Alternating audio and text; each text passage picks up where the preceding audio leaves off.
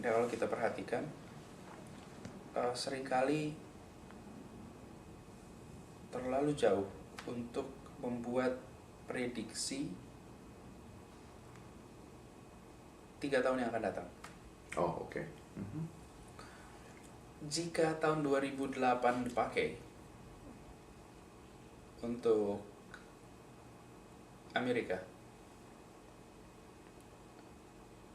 lalu kita tahun 2005 berdiskusi tentang the future politics in the US. Nobody predicted Obama is going to win. Yeah, okay. Good And it's example, very ya. far. Okay. The same thing. Di Indonesia sekarang kita kesulitan untuk melihat. Tapi ada satu hal yang penting barangkali untuk kita perhatikan di sini. Apakah kekuatan-kekuatan yang berkompetisi di sini di Indonesia itu masih, meskipun kalah, masih selalu ikut di dalam proses politik? Oh. Itu menurut saya pertanyaan penting.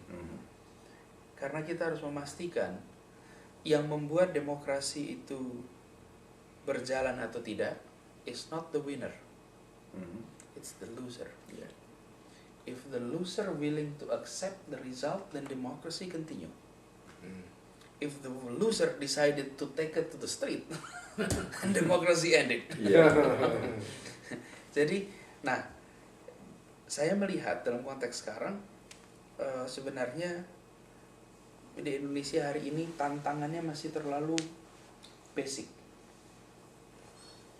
Kalau di Amerika sudah diperdebatkan mengenai apakah social conservative, social liberal, fiscal conservative, fiscal liberal misalnya gitu. Oke. Education conservative, liberal, ya kan? Yeah. Di Indonesia you have to build school. It doesn't matter you're liberal or conservative. You have to build school. Oke. Harus naikin gaji guru. Oke, nggak penting. Jadi mau partainya mana saja, what they must deliver is almost the same. Yeah. Harus bangun sekolah, bangun infrastruktur. Karena itu kebutuhan kita masih basic ini. Bangun ports, bangun semua itu harus dikerjakan. Tidak penting partainya. Nah, untuk yang middle and top in our society who is there now, it matters. Tapi untuk kebanyakan tidak. Jadi saya melihat kalau situasi sekarang berlanjut terus sampai 2014, mudah-mudahan ada perubahan. Apa yang barangkali perlu berubah? Nomor satu, tone, Pak, berubah. Yang kedua, mudah-mudahan kita akan melihat transisi generasi. New generations is emerging. Jadi tidak menjadi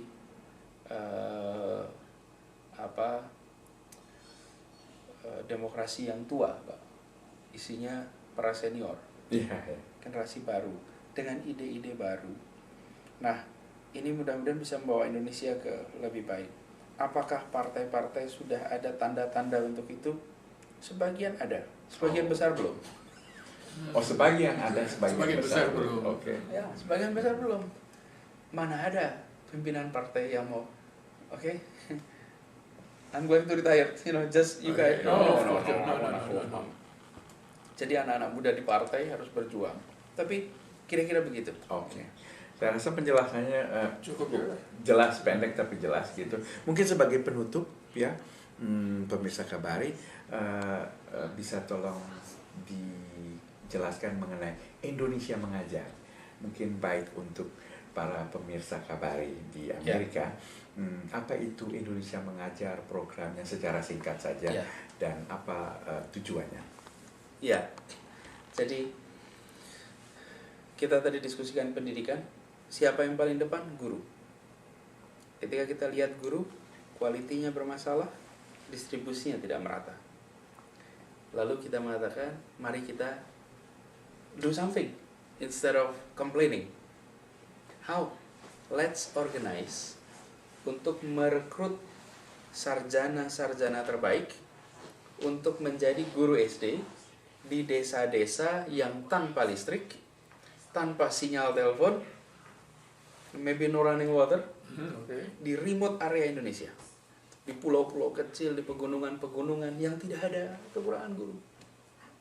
Pertanyaannya kemudian, mana ada anak, how come if you are the best, mana mau jadi guru di tempat begitu? Tapi kami mengatakan, yang terbaik itu, anak-anak terbaik itu bukan tidak mau jadi guru. Mereka tidak mau menjadi guru seumur hidup. That's the question, that's the issue. Kenapa out of so many professions, ketika menyebut guru, it's a lifetime. Begitu when you say teachers, you assume it's a lifetime. Immediately come to your mind, a lifetime. No. Yang kita butuhkan adalah the best to be standing in front of classroom. That's what we want. Not that same person for 30 years, right? So we change that idea into let's take turn. Satu tahun saja. Jadi merubah persepsi. Ya. Jadi kemudian kita mengundang yang terbaik menjadi guru, tapi cukup 1 tahun. Begitu 1 tahun, kita mengirimkan pertama kali 50 orang targetnya. Yang mau kita kirim, kita mentargetkan mendapatkan pendaftar 500. Untuk bisa mengirim 50 orang. Do you know how many apply? 1.383. Wow. Dari mana-mana. Apa sebab begitu besar animonya? Justru that's the proof bahwa ibu kita masih melahirkan pejuang, Pak. That's the proof. Siapa bilang orang Indonesia pragmatis? Siapa bilang anak-anak muda Indonesia memikirkan diri sendiri? No. Kita hanya selama ini tidak lihat. Begitu ada kesempatan, they come. Apa bedanya dengan bung tahun 40-an, 50-an? Kan kalau ditanya, kenapa pakai berjuang? Kenapa nggak urusin hidup sendiri aja? Insinyur, arsitek, seperti Bung Karno itu. Coba kalau dia mau kaya untuk dirinya, bisa sekali. Look, artinya Republik ini still producing pejuang. Jadi kita masih melihat itu ada sekarang. Dan itu yang membuat kita merasa optimis about the future of this republic. Look at these young Indonesians. Banyak dari mereka, Pak, yang sudah bekerja di perusahaan-perusahaan, ada yang sudah multinasional di luar negeri, ditinggalkan. Para profesional. Banyak. Karena kita mensyaratkan usianya di bawah 25 tahun. Usia di bawah 25 tahun. Ya, harus aktif. Good GPA. Harus aktif. Aktif maksudnya? You have to have activity during your studies. You have to harus ada leadership yang kuat, communication skill yang baik.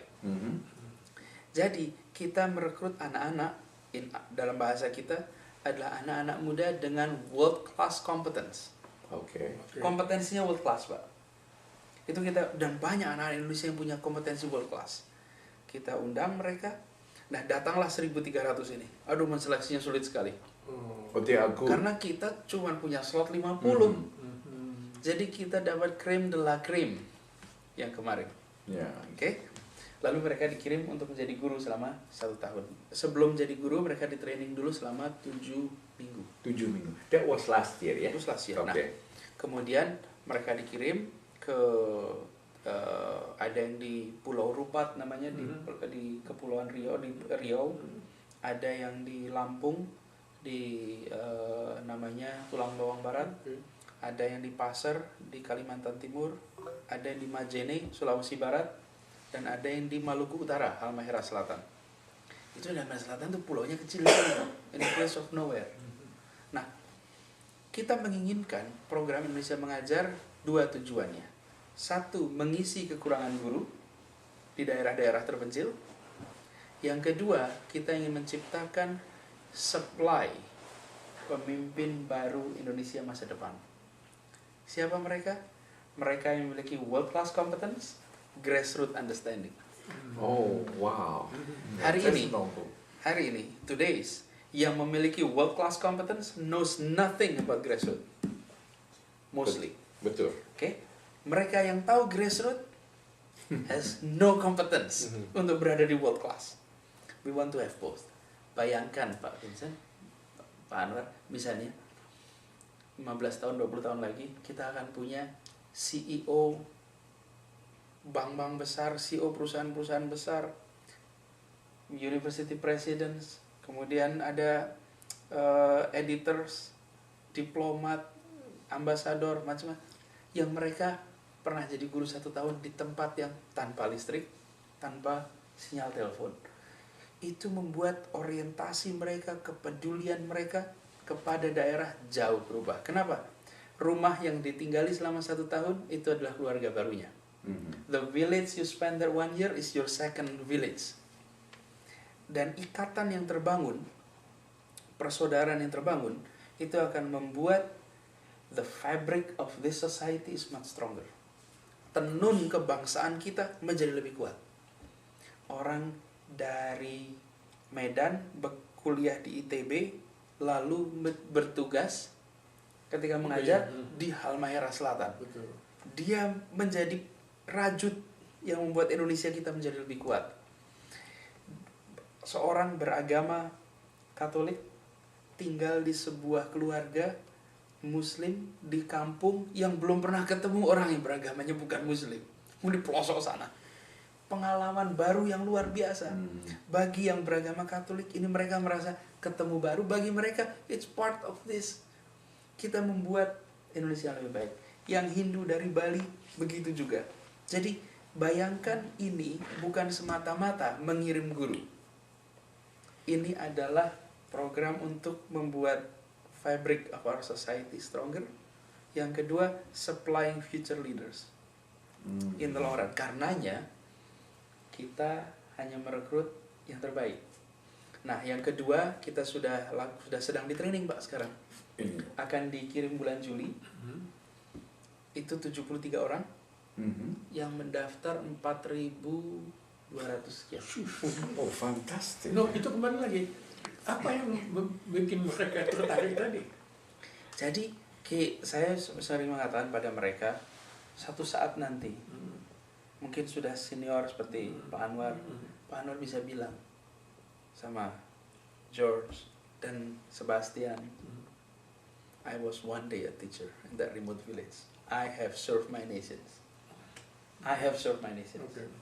Sekarang it's a kind of different setting of artinya, nationalism. jadi kalau begitu apa namanya, national bobos itu sekarang rupanya tinggi kalau begitu. sebenarnya tinggi. Tinggi, Hanya ya? selama ini avenue untuk mereka channelkan nggak ada. Oh, begitu. Ada satu orang anak yang mengatakan begini, Mas, saya dari dulu bercita-cita untuk melakukan sesuatu untuk Indonesia. Tapi saya selalu membayangkan saya akan kerja dulu sampai menjadi seseorang, lalu saya akan melakukan sesuatu. Dengan adanya program ini, saya bukan siapa-siapa dan saya bisa berbuat sesuatu. Nggak harus menjadi siapa dulu. Siapa dulu ya? Kan tidak Jadi bisa selama siapa. mereka di sana tunjangannya bagaimana? Mereka digaji dengan gaji yang cukup baik, meskipun uangnya biasanya nggak habis, Pak. Betul. Karena nggak ada, mau belanja apa? Nggak ada. Oh, di daerah terpencil ya. Ya, karena itu kan you have the money, tapi kalau nggak ada tempat belanja juga. Nggak ada. Jadi mereka digaji. Yang kedua, kita berharap mereka di sana bukan saja mengajar, tapi kita mengistilahkan mengajar, Pak. Oke. Karena kita ingin hadir di sana tidak seperti orang yang mau menggurui.